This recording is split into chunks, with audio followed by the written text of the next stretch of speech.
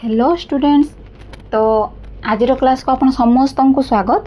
आज क्लास आपण मैंने जमती कि थंबनेल ही जानी पार्थिबे आमे एसएसबी पीजीटी जो एसएसबी ओडिया पीजीटी रो सिलेबस टी को आलोचना करिबा बा देखिबा। पीजीटी सिलेबस आलोचना करिबा पूर्व मु कहि रखे जेमिति कि आपण माने जदी बीएड कंप्लीट करि सारी छंती ताले आपण मानक पय गोटे सुवर्ण सूचक जो माने एई वर्ष कंप्लीट करचंती बा जो माने ऑलरेडी कंप्लीट करि सारी छंती काहे कि ना एसएसबी एभुला गोटे एग्जाम जोटा एबे किछि वर्ष हलाने आमे जदी देखिबा तार प्रत्येक वर्ष रिक्वायरमेंट बाहर करूछि।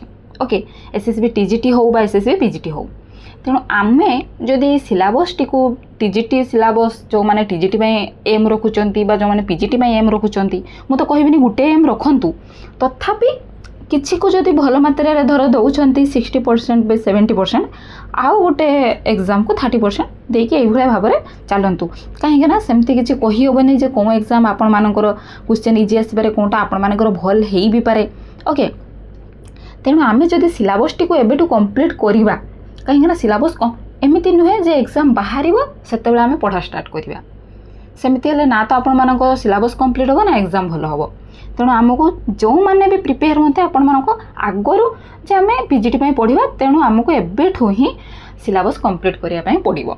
ओके, तो सेही अनुसार आपण मानक प्रिपेयर हवा पय मध्य पड़िबो। तेणु आमे एसएसबी पीजीटी रो सिलेबस देखिबा आउ टार्गेट रखिबा कि केमिति आमे ए पीजीटी सिलेबस को कंप्लीट करिबा एग्जाम नोटिस बाहरिबा पूर्वरु बा एग्जाम कंडक्ट हवा पूर्वरु।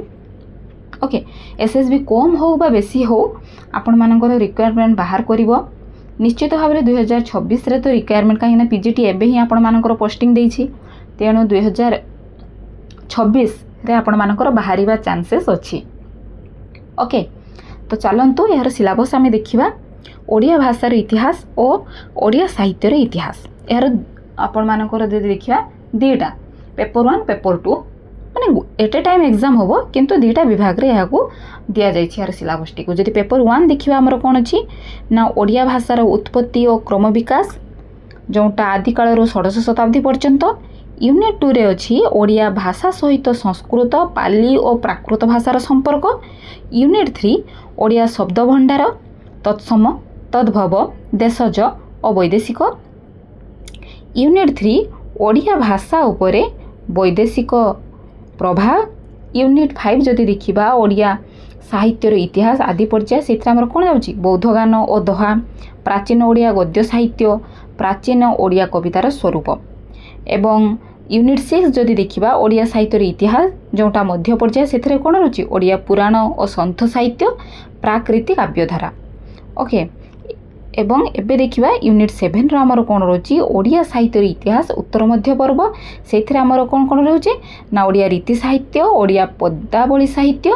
एवं आमे जदि देखिबा हमर यूनिट 8 ताने हमर कोन रही आधुनिक पर्याय से कौन रही ओडिया साहित्य रे नवजागरण पत्रपत्रिका प्रबंध गल्प उपन्यास कविता और नाटकर क्रम विकास।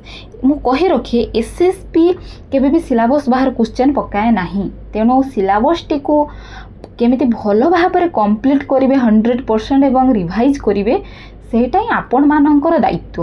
ओके, मु एसएसबी पीजीटी ऊपर वीडियो जमार भी अपलोड करी नाही आपण माने देखि पारिबे जे एसएसबी ओडिया रे बहुत सारा सिलेबस अनुसार मु अपलोड करिछि ता सहित भी लिंक अछि आपण माने पढ़ी पारिबे सेमति किछि नाही बाकी पर्टिकुलर आमे एमति देखिने बाकी एबे देखिबा। ओके, एबे पेपर 2 रे कोन रहिला ओडिया साहित्यर विशेष अनुशीलन सेथिरे हमर कोन रहिला यूनिट 1 रे सारला दास रहिले बलराम दास जगन्नाथ दास अच्युतानंद दास।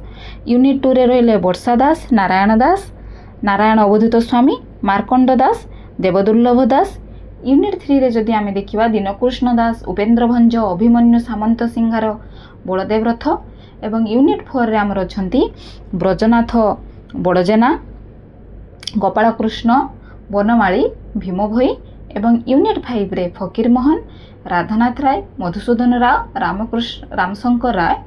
एवं यूनिट 6 रे हमर अछंती गंगाधर मेहेर विश्वनाथ कर नंदकिशोर बल नीलकंठ दास। यूनिट 7 रे हमर अछंती कालिंदी चरण पाणिग्राही कालीचरण पट्टनायक सची राउतराय गोदावरीश महापात्र।